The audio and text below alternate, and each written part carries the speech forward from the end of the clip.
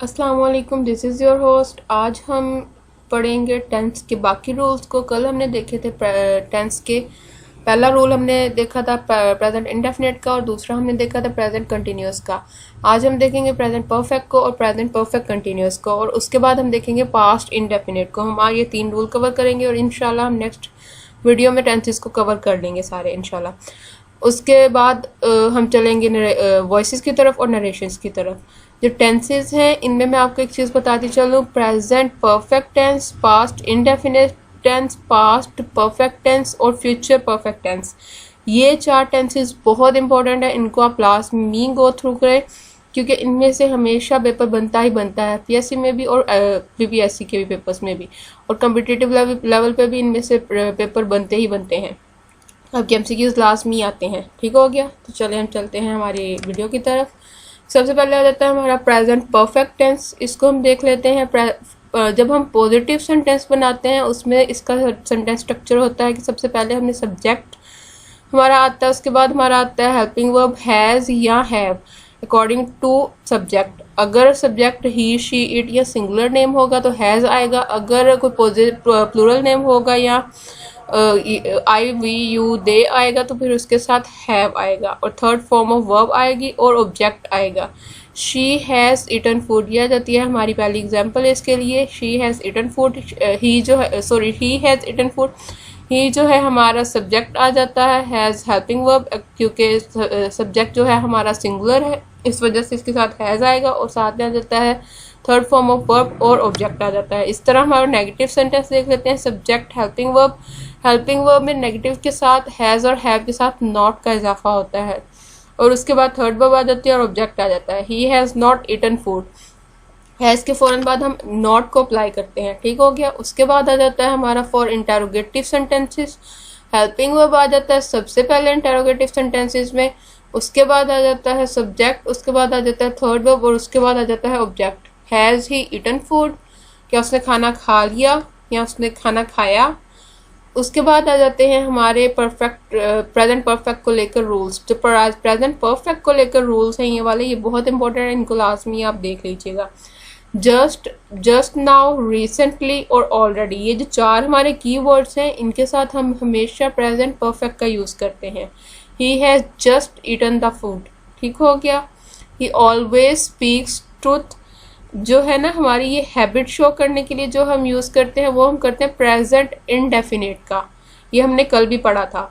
जब हम बात करते हैं कि he has always spoken the truth, तो हम यूज करेंगे प्रेजेंट परफेक्ट का, क्योंकि ये जो है अभी तक, अब तक की डेट तक वो जो था सच बोल रहा था। इसके बाद वो बोले ना बोले उसकी मर्जी है, वो अलग चीज है।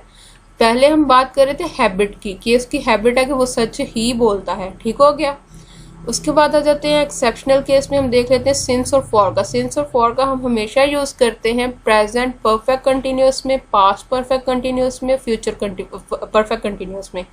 हम इन 3 केसेस में हमेशा सिंस और फॉर का यूज करते हैं, लेकिन यहाँ पे प्रेजेंट परफेक्ट में भी यूज करेंगे, वो एक एक्सेप्शनल केस आ जाता है। जैसे हम एग्जाम्पल देख लेते हैं। I have been living in Lahore for 2 years, मैं लाहौर 2 साल से रह रही हूँ। I have lived in Lahore for 2 years, मैं 2 साल लाहौर में रही हूँ। ठीक है, तो ये इनका ट्रांसलेशन ही टोटली चेंज हो जाती है। हैव बीन आ गया तो रह रही हूँ, यहाँ पे आ गया हैव लिव्ड, यानी कि मैं हैव बीन लिविंग और हैव लिव्ड, यानी कि मैं रह चुकी हूँ इतना अरसा वहां पे। ठीक हो गया। फिर उसके बाद इसकी अगली एग्जांपल आ जाती है। I have seen her since Monday, मैंने उसे मंडे से नहीं देखा। Not seen her since Monday. ठीक हो गया। फिर उसके बाद आ जाती है येट की सेंस। येट अब तक या अभी तक की सेंस में आता है। ठीक हो गया। तो ये जो है ना, हम जब जहाँ येट का यूज करते हैं ना, वो हम नेगेटिव सेंस में यूज करते हैं। You have not return my book yet, तुमने अभी तक मेरी किताब वापस नहीं की। ठीक हो गया। तो ये इस केसेस में हम यूज करते हैं येट का। उसके बाद आ जाता है प्रेजेंट परफेक्ट कंटिन्यूअस टेंस। उसमें सबसे पहले पॉजिटिव सेंटेंस आ जाता है। सब्जेक्ट, हेल्पिंग वर्ब हैज है, उसके साथ बीन, उसके साथ फोर्थ फॉर्म ऑफ वर्ब आती है, फिर ऑब्जेक्ट आता है, फिर सिंस और फॉर का यूज आता है, और उसके बाद आ जाता है टाइम। जो सिंस और फॉर का यूज़ है, अगर पॉइंट ऑफ टाइम दिया गया होगा तो सिंस को यूज़ करेंगे, अगर पीरियड ऑफ टाइम दिया होगा तो फॉर को यूज़ करेंगे। यहाँ पे हम एग्जाम्पल देख लेते हैं। She has been reading novel since morning, यानी कि पॉइंट ऑफ टाइम की बात हो रही है कि सिंस मॉर्निंग से वो पढ़ रही है नॉवल, तो यहाँ पे हमने सिंस का यूज़ कर लिया क्योंकि पॉइंट ऑफ टाइम की बात हुई। फिर उसके बाद आ जाता है नेगेटिव सेंटेंस। नेगेटिव सेंटेंस में एज यूजुअल हम हमेशा नॉट का, डज नॉट का, डिड नॉट का, इनवर्स का यूज़ करते हैं, लेकिन यहाँ पे जहाँ पे हमारे पास हेल्पिंग वर्ब होता है वहाँ पे हम सिर्फ नॉट का यूज़ करते हैं। जहाँ हेल्पिंग वर्ब नहीं होता है, as have, is, am, are या वॉज, वर, ये कुछ भी हेल्पिंग वर्ब जब नहीं होगा तो फिर हम do not, does not, did not, इनका यूज़ करते हैं। तो यहाँ पे नेगेटिव सेंस में हम यूज़ करेंगे सब्जेक्ट का, helping verb has, have, not, उसके बाद आ जाएगा फिर बीन आएगा, फिर फोर्थ फॉर्म ऑफ वर्ब आएगी, फिर ऑब्जेक्ट आएगा, फिर सिंस, फॉर और टाइम आएगा। ठीक हो गया। एग्जाम्पल देख लेते हैं। She has not been reading novel since morning, वो सुबह से नॉवल नहीं पढ़ रही है। हैज़ के बाद नॉट आता है बीन से पहले। सही हो गया। उसके बाद आ जाती है हमारा इंटेरोगेटिव सेंटेंस आ जाता है। हेल्पिंग वर्ब हैज़, हैव जो है सबसे पहले आ जाएगा बाहर, उसके बाद सब्जेक्ट आ जाएगा, फिर बीन आ जाएगा, फिर फोर्थ फॉर्म ऑफ वर्ब आ जाएगी, फिर ऑब्जेक्ट आ जाएगा, फिर सिंस और फॉर और टाइम आ जाएगा। अब हम इसकी एग्जाम्पल को देख लेते हैं। Has she been reading novel since morning, क्या वो सुबह से नॉवल पढ़ रही है। सही हो गया। इसके बाद आ जाते हैं हमारे past indefinite tense. Past indefinite tense और प्रेजेंट परफेक्ट टेंस, ये दोनों बहुत इंपॉर्टेंट टेंस है, तो इनको काइंडली सही से देख लीजिएगा। पास्ट इंडेफिनिट टेंस में हम स्ट्रक्चर को देख लेते हैं। पॉजिटिव सेंटेंसेस के लिए हमारा स्ट्रक्चर होता है subject, second form of verb और ऑब्जेक्ट। शी एट फूड, उसने खाना खाया। ठीक हो गया। एट जो है सेकंड फॉर्म ऑफ वर्ब होती है ईट की, तो वो आ गई, और फूड जो है हमारा ऑब्जेक्ट हो गया, और शी जो है सब्जेक्ट हो गया। नेगेटिव सेंस में हमारा आ जाता है सब्जेक्ट प्लस हेल्पिंग वर्ब, इसमें डिड नॉट यूज होता है। ठीक हो गया। फिर फर्स्ट फॉर्म ऑफ वर्ब होती है, क्योंकि डिड जो है ये डू की सेकंड फॉर्म होती है, डू की सेकंड फॉर्म डिड होती है, इस वजह से हम जो फिर वर्ब यूज करते हैं वो फर्स्ट वर्ब यूज करते हैं।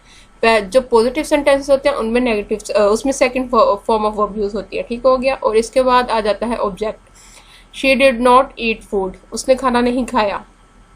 फिर आ जाता है इंटेरोगेटिव सेंटेंस आ जाता है। हेल्पिंग वर्ब डिड नॉट शुरू में आ जाए, डिड शुरू में आएगा, सॉरी नॉट नहीं आएगा, डिड शुरू में आ जाएगा, फिर सब्जेक्ट आ जाएगा, फिर फर्स्ट फॉर्म ऑफ वर्ब आ जाएगी, फिर ऑब्जेक्ट आ जाएगा।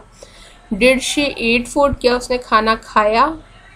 फिर इसके रूल्स आ जाते हैं, इसमें कीवर्ड्स आ जाते हैं हमारे before, ago, yesterday, last day, last week, last month, last year, last night, last Sunday etcetera. और इसके लिए हमारी एग्जांपल आ जाती है दे lived here 10 years ago, वो यहाँ 10 साल पहले रह के गया है या पहले रहता था। ठीक हो गया। उसके बाद आ जाती है I met her in the market yesterday, मैं उससे कल मार्केट में मिला था। We went to Lahore last month, हम पिछले महीने लाहौर गए थे। तो ये थे वाली सेंस में, और ये हमारे कीवर्ड्स जो हैं, जहाँ भी ये कीवर्ड्स आएंगे उनके साथ हम हमेशा पास्ट इंडेफिनिट या सिंपल पास्ट का यूज़ करेंगे। Anyways, thank you so much for your watching. अल्लाह हाफिज़।